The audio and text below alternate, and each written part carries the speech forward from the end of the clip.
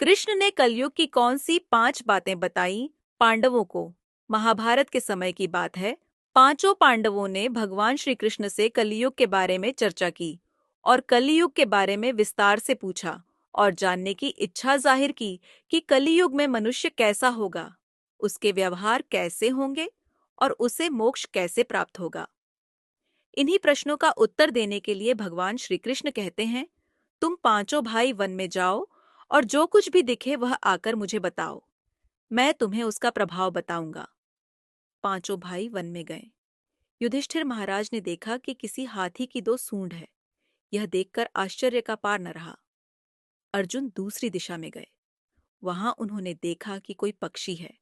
उसके पंखों पर वेद की आर्चाएं लिखी हुई हैं, पर वह पक्षी मुर्दे का मांस खा रहा है। यह भी आश्चर्य है।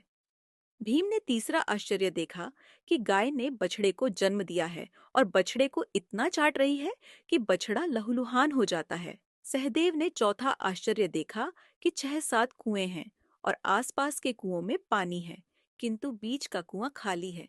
बीच का कुआं गहरा है, फिर भी पानी नहीं है। पांचवें भाई नकुल ने भी एक अद्भुत आश्चर्य देखा कि एक पहाड़ के ऊपर से एक बड़ी शिला लुढ़कती लुढ़कती आती और कितने ही वृक्षों से टकराई, पर उन वृक्षों के तने उसे रोक न सके। कितनी ही अन्य शिलाओं के साथ टकराई, पर वह रुक न सकी। अंत में एक अत्यंत छोटे पौधे का स्पर्श होते ही वह स्थिर हो गई। पांचों भाइयों के आश्चर्यों का कोई पार नहीं। शाम को वे श्री कृष्ण के पास गए और अपने अलग अलग दृश्यों का वर्णन किया। युधिष्ठिर की बात सुनकर कृष्ण जी ने कहा, कलयुग में ऐसे लोगों का राज्य होगा जो दोनों ओर से शोषण करेंगे, बोलेंगे कुछ और करेंगे कुछ। ऐसे लोगों का राज्य होगा। इससे तुम पहले राज्य कर लो। जब अर्जुन ने अपनी बात बताई, तब भगवान ने कहा, कलयुग में ऐसे लोग रहेंगे जो बड़े बड़े पंडित और विद्वान कहलाएंगे, किंतु वे यही देखते रहेंगे कि कौन सा मनुष्य मरे और हमारे नाम से संपत्ति कर जाए। हर जाति धर्म के प्रमुख पद पर बैठे विचार करेंगे कि कब किसका श्राद्ध है, चाहे कितने भी बड़े लोग होंगे, किंतु उनकी दृष्टि तो धन के ऊपर ही रहेगी। ऐसे लोगों की बहुतायत होगी जो प्रधन को हरने और छीनने को आतुर होंगे, और कोई कोई विरला ही संत पुरुष होगा। भीम ने तीसरा आश्चर्य बताया। तब भगवान कृष्ण ने कहा, कलयुग का आदमी शिशुपाल हो जाएगा। बालकों के लिए इतनी ममता करेगा कि उन्हें अपने विकास का अवसर ही नहीं मिलेगा।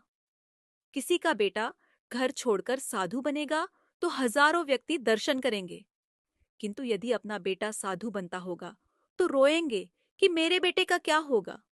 इतनी सारी ममता होगी कि उसे मोहमाया और परिवार में ही बांध कर रखेंगे और उसका जीवन वहीं खत्म हो जाएगा। अंत में बेचारा अनाथ होकर मरेगा। वास्तव में लड़के तुम्हारे नहीं हैं, वे तो बहुओं की अमानत हैं। लड़कियां जमाइयों की अमानत हैं और तुम्हारा यह शरीर मृत्यु की अमानत है। तुम्हारी आत्मा परमात्मा की अमानत है। तुम अपने शाश्वत संबंध को जान लो बस। सहदेव ने चौथा आश्चर्य बताया। कृष्ण ने बोला, कलयुग में धनाढ्य लोग लड़के लड़की के विवाह में, मकान के उत्सव में, छोटे बड़े उत्सवों में तो लाखों रुपये खर्च कर देंगे, परंतु पड़ोस में ही यदि कोई भूखा प्यासा होगा तो यह नहीं देखेंगे कि उसका पेट भरा है या नहीं। दूसरी ओर मौज मौज में शराब, कबाब, फैशन और व्यसन में पैसे उड़ा देंगे, किंतु किसी के 2 आंसू पोंछने में उनकी रुचि न होगी, और जिनकी रुचि होगी उन पर कलयुग का प्रभाव नहीं होगा, उन पर भगवान का प्रभाव होगा। पांचवा आश्चर्य सुनकर कृष्ण ने बताया कि कलयुग में मानव का मन नीचे गिरेगा, उसका जीवन पतित होगा। यह पतित जीवन धन की शिलाओं से नहीं रुकेगा, न ही सत्ता के वृक्षों से रुकेगा, किंतु हरिनाम के एक छोटे से पौधे से, हरि कीर्तन के एक छोटे से पौधे से मनुष्य जीवन का पतन होना रुक जाएगा।